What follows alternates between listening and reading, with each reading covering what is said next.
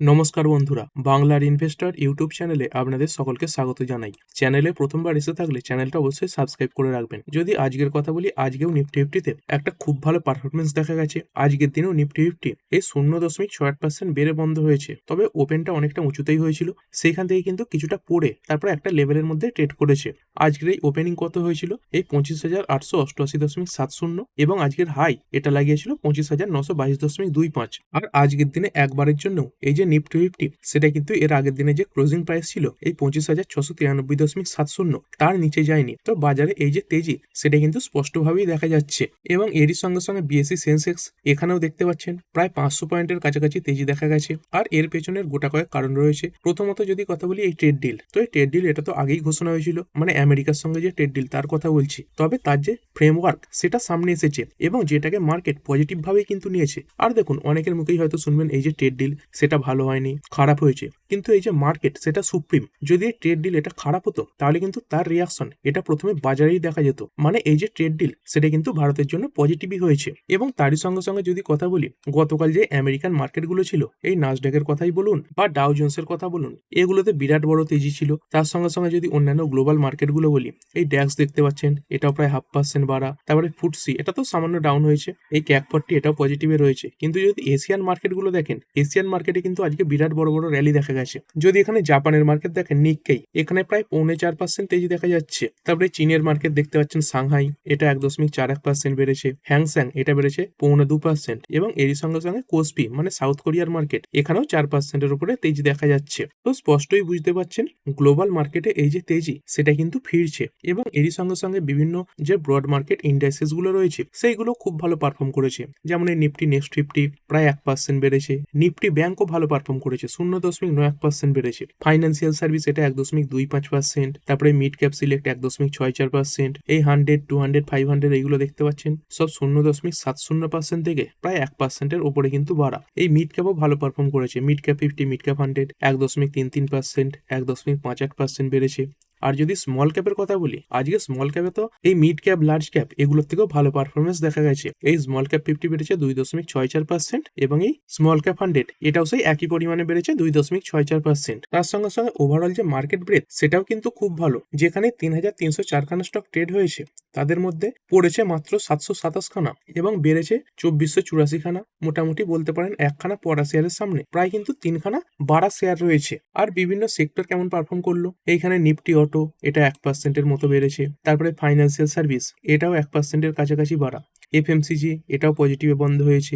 এই আইটি এটা একদম ফ্ল্যাট রয়েছে। তারপরে মিডিয়া দেখতে পাচ্ছেন 4.37% বেড়ে গেছে। আর যদি মিডিয়ার মধ্যে কথা বলি, এই নিফটি মিডিয়াতে যে 10খানা কোম্পানি রয়েছে, তাদের 9খানা কোম্পানি সবুজে বন্ধ হয়েছে, এবং এই একখানা লালে বন্ধ হয়েছে। এর মধ্যে বহু কোম্পানি রয়েছে, সারেগামা, সান টিভি, নাজারা, হ্যাথওয়ে, তারপরে নেটওয়ার্ক 18, পিভিআর, আইনক্স সবই ভালো পারফর্ম করেছে। শুধুমাত্র এই ডিবি কর্প এটা কিছুটা খারাপ পারফর্ম করেছে। যদি এখানে পার্সেন্টেজ গুলো দেখি, দেখতে পাচ্ছেন টপ যেগুলো রয়েছে প্রায় 6%, তারপরে 5%, 5%, তারপরে বেশিরভাগ দেখতে পাচ্ছেন 4%-এ রয়েছে, 3%-এ রয়েছে, এরকম বাড়া রয়েছে। তারপরে মেটাল সেক্টর এটা 1.56% বেড়েছে।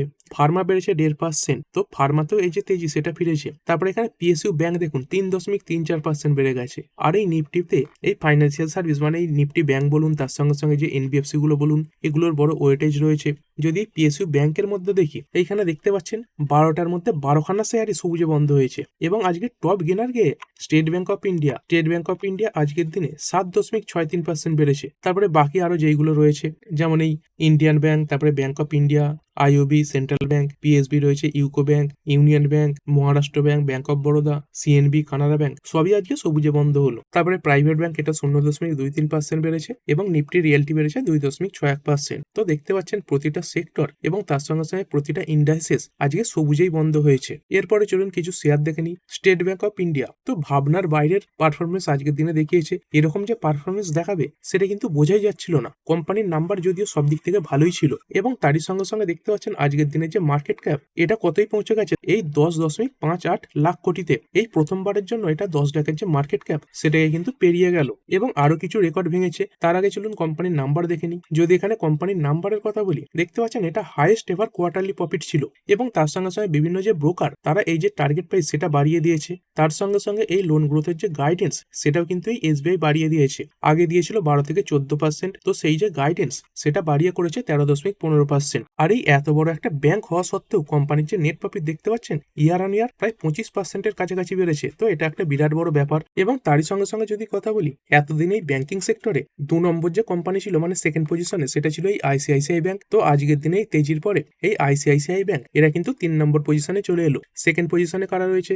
এই স্টেট ব্যাংক অফ ইন্ডিয়া। এবং ফার্স্ট পজিশনে কারা? ফার্স্ট পজিশনে রয়েছে এইচডিএফসি ব্যাংক। এবং এটাও কিন্তু আজকের দিনে একটা নতুন রেকর্ড এই স্টেট ব্যাংক অফ ইন্ডিয়া তৈরি করলো এবং এইখান থেকেও কোম্পানির যে র্যালি সেটা কিন্তু বজায় থাকতে পারে। আর শুধুমাত্র স্টেট ব্যাংক অফ ইন্ডিয়া নয়, এই বেশিরভাগ ব্যাংকিং সেক্টরে কাজ করা কোম্পানি তার সঙ্গে সঙ্গে এনবিএফসি এগুলো কিন্তু আগামী 1.5 থেকে 2 বছর খুব ভালো একটা পারফরমেন্স দেখাতে পারে। তারপরে কল্যাণ জুয়েলার্স ইন্ডিয়া লিমিটেড কোম্পানির নাম্বার এসেছিল এবং এই কোম্পানি এই টপ লেভেল থেকে অনেকটা পড়াও ছিল। দেখতে পাচ্ছেন এই 6 মাসে অনেকটা পড়া ছিল, তো এখান থেকে একটা শার্প রিকভারি আসবে এটা বোঝাই যাচ্ছিল। এবং আজকের দিনে 15%-এর কাছাকাছি বেড়ে গেছে। কোম্পানির যে নেট প্রফিট এটা 90% বেড়েছিল এবং তার সঙ্গে সঙ্গে কোম্পানির যে রেভিনিউ এটাও 42% বাড়া ছিল। এবং তার সঙ্গে সঙ্গে এই এসএসএসজি এটা কত ছিল? 27%। মানে সেম স্টোর থেকে যে সেলসের গ্রোথ সেটাই 27% দাঁড়িয়েছে। তার সঙ্গে সঙ্গে এই কোম্পানি নতুন 21খানা শোরুমও অ্যাড করেছে। এরপরে shipping corporation of India limited 20%-এর সরাসরি আপার সার্কিট লাগিয়ে দিয়েছে। দেখতে পাচ্ছেন এই হায়ার হাই ফরমেশনেই আজকে ট্রেড করেছে। কোম্পানির যদি নাম্বারের কথা বলি, খুবই স্ট্রং নাম্বার এই কোম্পানি পোস্ট করেছিল।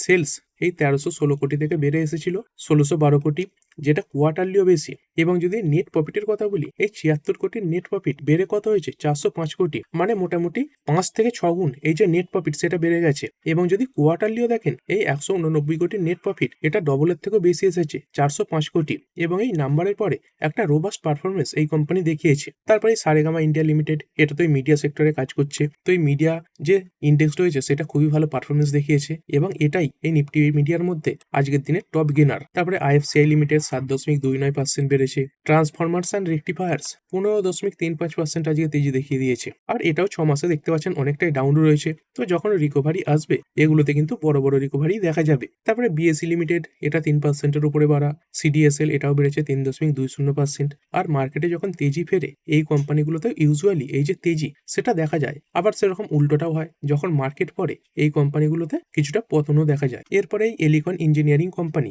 এটাও বেড়েছে 8%-এর উপরে। আর পড়েছে কোনগুলো? যদি পড়া শেয়ারের কথা বলি, সেরকম বড় বড় যে পতন দেখা গেছে সেরকম নয়। এই পড়া শেয়ারের যে পার্সেন্টেজ গুলো সেগুলো কিন্তু খুবই কম ছিল। তাও যদি দেখে এই কঙ্কর্ড বায়োটেক এটা 4.5% ডাউন হয়েছে। তারপরে এখানে দেখতে পাচ্ছেন ক্যাবলিন পয়েন্ট এটা 3.51% পড়া। ম্যাক্স হেলথ পড়েছে প্রায় 3.25%। তারপরে আর ইনফ্রা শুরুতে লোয়ার সার্কিটে চললেও একসময় এই যে লোয়ার সার্কিট সেটা খুলে যায় এবং তারপরে পজিটিভেও চলে গিয়েছিল, যদিও সেখান থেকে এই যে তেজি সেটা টেকেনি। তারপরে আস্তে আস্তে নিচের দিকেই নেমেছে, 2.26% পড়েছে। তারপরে সারদা এনার্জি অ্যান্ড মিনারেলস কোম্পানির নাম্বার খারাপ ছিল, অনেকটাই নিচুতে ওপেন হয়েছিল, যদিও এই নিচু থেকে প্রায় 2.5% রিকভারির পরেও এই 2.83% পরে আজকের দিনে বন্ধ হয়েছে। কোম্পানির কেমন নাম্বার ছিল এখানে দেখতে পাচ্ছেন, প্রফিটই বলুন তার সঙ্গে সঙ্গে রেভিনিউ বলুন বা মার্জিন বলুন সবই কিন্তু ইয়ার অন ইয়ার ডাউন হয়েছিল। এবং কোম্পানির যে এবিটা এটাও 16% পড়া ছিল। আর এই খারাপ নাম্বারের পরে কোম্পানিটা যে পড়বে সেটা কিন্তু বোঝাই যাচ্ছিল। তারপরে আইডিবিআই ব্যাংক 2.5% ডাউন হয়েছে। আরইসি লিমিটেড এটা পড়েছে 3.57% এবং এর সঙ্গে সঙ্গে পিএফসি এটা 1.11% ডাউন হয়েছে। তবে যদি দেখেন শুরুতে এই দুটোই কিন্তু সবুজে ওপেন হয়েছিল। এই পিএফসি দেখতে পাচ্ছেন এর আগের দিনের ক্লোজিং প্রাইস থেকে উপরে ওপেন হয়েছিল এবং তার সঙ্গে সঙ্গে আরইসি এটাও কিন্তু পজিটিভে ওপেন হয়েছিল। আর এই দুটো কোম্পানি মার্জ হতে চলেছে। যদি মার্জের ব্যাপারে কথা বলি, দেখতে পাচ্ছেন এই যে পিএফসি রয়েছে তারা ইতিমধ্যে এই আরইসি লিমিটেড এদের 52.6% স্টেক নিজেদের কাছে নিয়ে রেখেছে এবং এটাই অনুমান করা হচ্ছে এই আরইসি এই যে কোম্পানিটা সেটা কিন্তু পিএফসির সঙ্গে মার্জ হয়ে যাবে। এবং তার পরিবর্তে এই পিএফসি তারা কিছু শেয়ার অ্যালট করবে, কাদের করবে? এই আরইসির হোল্ডারদের করবে। তো সেই যে রেশিও সেটা পরে ঘোষণা হবে, তার আগে কিছুটা পতন দেখা গেছে। তবে এই মার্জারের ব্যাপারে এই প্রথম ইন প্রিন্সিপাল যে অ্যাপ্রুভাল সেটা কিন্তু এই কোম্পানিগুলো পেয়েছে এবং এই মার্জারের পরে কোম্পানিগুলোর যে ব্যবসা সেটা ভালো হবে, কারণ এই কোম্পানিগুলো বেটার যে প্রাইসিং সেটা কিন্তু নির্ধারণ করতে পারবে, যেটাই ইউবিএস এরা বলছে। আর এই মার্জারের ফলে এইখানে দেখতে পাচ্ছেন এই যে পিএফসির শেয়ার হোল্ডাররা তারাই কিন্তু সব থেকে বেশি উপকৃত হবে, এটা বলেছে এই বার্নস্টাইন এই যে ফাইন্যান্সিয়াল ইনস্টিটিউশন রয়েছে তাদের একজন অ্যানালিস্ট। আর এরপরে ট্রেড ডিলের কারণে মানে ট্রেড ডিলের যে ফ্রেমওয়ার্ক বেরিয়েছে, তারপরেও অনেক সেক্টর প্রকাশে ছিল এবং বেশিরভাগই পজিটিভ পারফরমেন্সই দেখিয়েছে। যেমন তার মধ্যে দেখতে পাচ্ছেন এই টেক্সটাইল সেক্টরে কাজ করা কোম্পানি এসপি অ্যাপারেলস 11.61% বেড়েছে। তারই সঙ্গে সঙ্গে গোকুলদাস এক্সপোর্ট এটা বেড়েছে 7.60%। তারপরে ট্রাইডেন্ট লিমিটেড এটা প্রায় 2.5%। তারপরে বর্ধমান টেক্সটাইল এটাও বেড়েছে 4.5%-এর উপরে। তারপরে বিভিন্ন সিফুড সেক্টরে কাজ করা কোম্পানি, শ্রিমস কোম্পানিগুলো সেগুলোও ভালো পারফর্ম করেছে। এই আবান্তি ফিডস 7.75% বাড়লো। তারই সঙ্গে সঙ্গে জিল অ্যাকোয়া এটা 3.5% বেড়েছে। অ্যাপেক্স প্রোজেন এটাও বেড়েছে 9.5%। তার সঙ্গে সঙ্গে যদি কথা বলি বিভিন্ন ইএমএস সেগমেন্টে কাজ করা কোম্পানিগুলো এইগুলো ভালো পারফর্ম করেছে, যেমন এই কেনস্টেক 6.65%। তারই সঙ্গে সঙ্গে এই ডিকসন টেক এটাও এই 2.03% বেড়েছে। তারপরে এই অ্যাম্বার এন্টারপ্রাইজেস এটা বেড়েছে 5.75%। তো বলেই দেওয়া হচ্ছে বিভিন্ন যে স্মার্টফোন তার উপরে এই যে ট্যারিফ সেটা জিরো থাকবে। তার সঙ্গে সঙ্গে বহু টেকনোলজি সেগুলো কিন্তু আমেরিকাতে যাবে। আর তারপরে যদি কথা বলি এই ইথানলের ওপর এই যে ট্রেড ডিল সেখানে কিন্তু আমেরিকাকে কোনো ছাড় দেওয়া হবে না। তো তারপরে দেখতে পাচ্ছেন এই ইথানল সেক্টর বা সুগার সেক্টরের সঙ্গে থাকা কোম্পানিগুলোতে কিছুটা তেজি এসেছে।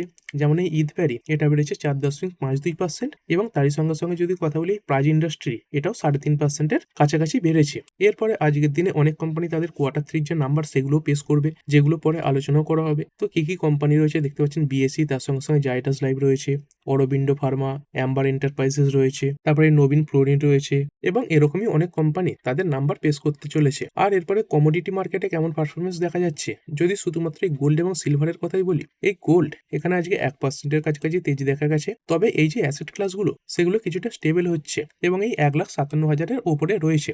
তার সঙ্গে সঙ্গে যদি সিলভারের কথা বলি সেই বড় যে মুভমেন্ট সেটা অনেকটাই বন্ধ হয়ে গেছে এবং আজকের দিনে 2% বেড়ে এই 2,54,907-এ এই মুহূর্তে রয়েছে। আর শেষে যদি একবার এই নিফটি ফিফটির কথা বলি, এই নিফটি ফিফটির মধ্যে 34টা কোম্পানি পজিটিভে বন্ধ হলো এবং 16টা কোম্পানি নেগেটিভে বন্ধ হলো। আর এই নিফটি ফিফটির মধ্যে কোনগুলো ভালো এবং খারাপ পারফরমেন্স দেখিয়েছে যদি এই নিফটি ফিফটির মধ্যে কথা বলি, এই স্টেট ব্যাংক অফ ইন্ডিয়া এটা 7.63% বেড়েছে। তারপরে শ্রীরাম ফাইন্যান্স এটা 6%-এর উপরে বেড়েছে। তাই Shriram finance, State Bank of India এগুলো আগেও বলেছিলাম যখন এই স্টেট ব্যাংক অফ ইন্ডিয়া এটা 1,000-এর নিচে ছিল, তার সঙ্গে সঙ্গে শ্রীরাম ফাইন্যান্স এতে যখন জাপানের একটা ব্যাংক ইনভেস্ট করবে বলেছিল তখনই কিন্তু বলেছিলাম এই স্টকগুলো সব বাড়তে পারে। তারপরে গ্রাসিম 3%-এর উপরে বেড়েছে, টাইটান বেড়েছে 3% এবং ডক্টর রেড্ডি এখানে প্রায় 3.25% তেজি দেখা গেছে। আর পড়েছে কোনগুলো যদি এই পড়া শেয়ারের কথা বলি, এই ম্যাক্সেল 2.82% ডাউন, এনটিপিসি পড়ে গেছে 1.05%, আইটিসি 0.95% ডাউন হলো, ওএনজিসি পড়েছে 0.84% এবং এই আইসিআইসিআই ব্যাংক এখানে প্রায় 0.1%